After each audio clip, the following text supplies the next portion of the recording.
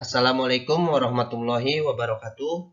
Kembali lagi bersama saya, Hairul Umam, di channel YouTube PJOK Hexa.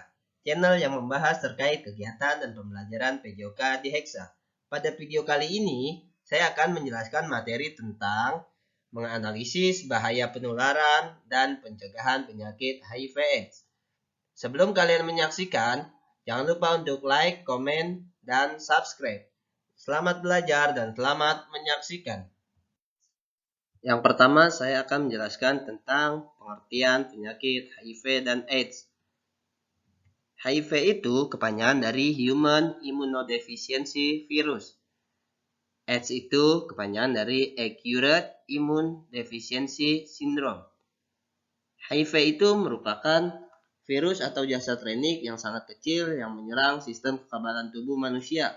Bentuk HIV itu seperti binatang bulu babi yang berbulu tegak dan tajam. Kalau AIDS itu merupakan kumpulan tanda dan gejala penyakit akibat hilangnya atau menurunnya sistem kekebalan tubuh seseorang. Yang pertama itu bahayanya bisa merusak sistem kekebalan tubuh manusia, bisa menyebabkan kematian, bisa menyebabkan serangan penyakit bagi anak muda, tidak bermoral, menjadi anak jalanan, bisa menyebabkan seseorang melakukan bunuh diri, tuna susila, dan yang terakhir itu bisa menyebabkan seseorang menjadi gila. Cara penularan HIV dan AIDS. Ada 3 cara. Yang pertama itu berhubungan seksual dengan orang yang mengidap HIV dan AIDS. Yang kedua itu menggunakan alat jarum suntik yang tercemar oleh HIV. Yang ketiga itu melalui ibu hamil yang mengidap HIV kepada bayi yang dikandungnya. Berikutnya, gejala yang terjadi dari penularan HIV. Yang pertama itu ada demam, lemah lesu, batuk, nyeri tenggorokan. Tetapi biasanya gejala ini hanya berlangsung beberapa hari atau beberapa minggu saja, lalu hilang dengan sendirinya. Berikutnya ada gejala lanjutan. Setelah memasuki tahap di mana sudah mulai timbul gejala yang mirip dengan gejala-gejala penyakit lainnya, yaitu ada demam berkepanjangan, penurunan berat badan, kelemahan tubuh pada saat melakukan aktivitas sehari-hari, pembengkakan kelenjar bisa di leher, dilipat dada atau di ketiak, dan berikut bisa diare, batuk, dan kulit gatal-gatal. Yaitu gejala pada tahap seseorang sudah mengidap HIV dan berkembang menjadi penderita AIDS.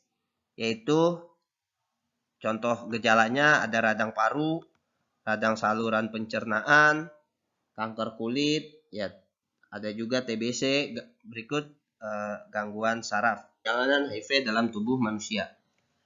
Secara umum dibagi menjadi 4 fase. Yang pertama itu fase window period atau period jendela. Pada fase ini, seseorang telah terinfeksi HIV, tetapi tidak sama sekali menunjukkan gejala apapun. Jika dilakukan pemeriksaan darah pun, hasilnya masih negatif. Tapi pada periode jendela ini biasanya berlangsung antara 1-6 bulan dari sejak mulainya infeksi.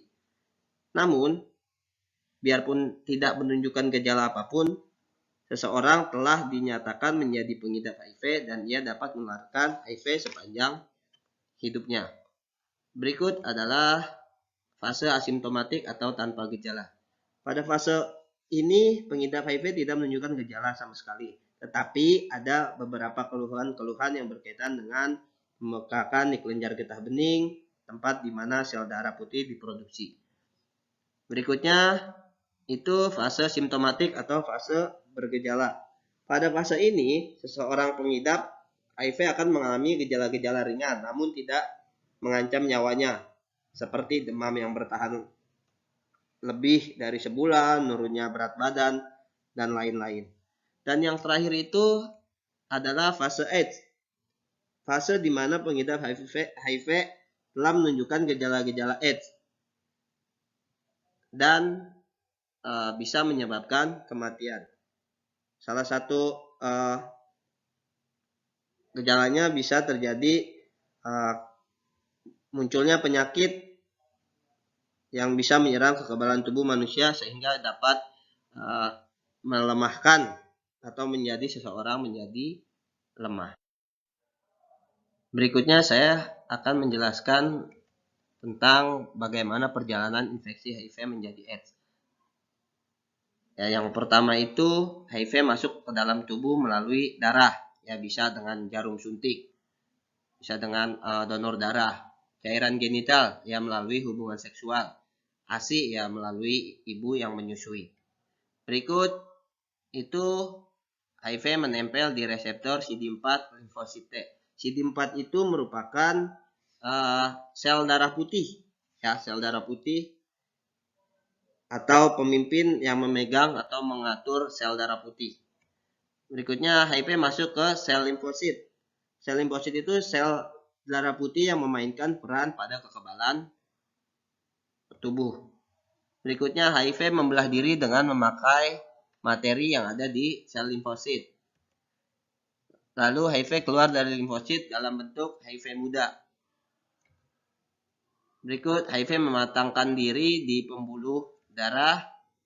Berikutnya HIV matang siap menginfeksi limfosit T lainnya. Berikutnya kadar CD4 turun secara drastis. Lalu limfosit T rusak dan pecah. Kemudian kemampuan fagositosis hilang. Terus bila terjadi infeksi lain maka tubuh tidak punya kemampuan untuk melawan infeksi. Berikutnya timbul gejala dan tanda klinis.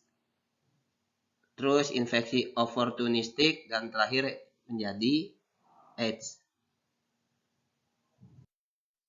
Berikutnya pencegahan yang bisa kita lakukan agar kita terhindar dari penyakit HIV dan AIDS. Yang pertama itu pencegahan penularan melalui hubungan seksual.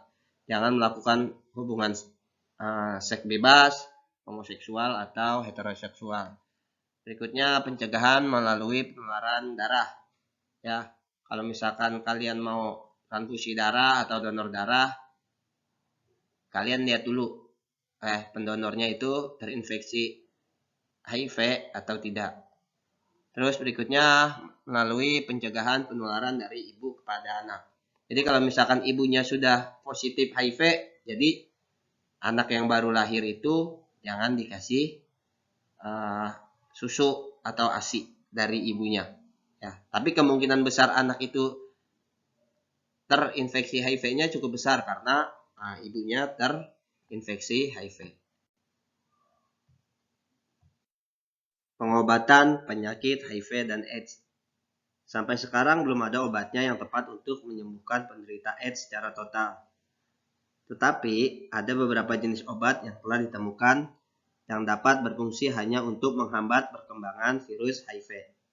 Ada 3. Yang pertama itu ada AZT, azidotimidin. Yang kedua itu ada DDI, didioksinosin. Dan yang ketiga itu ada DDC atau didioksisitidin. Dan yang terakhir saya menjelaskan tentang tes untuk mendeteksi HIV dan AIDS. Dikenal ada 2 macam tes yang saat ini sering dipakai untuk menentukan adanya antibodi HIV. Yang pertama itu ada tes secara ELISA atau Enzyme Linked Immunosorbent Assay. Yang kedua itu ada tes secara immunoblood atau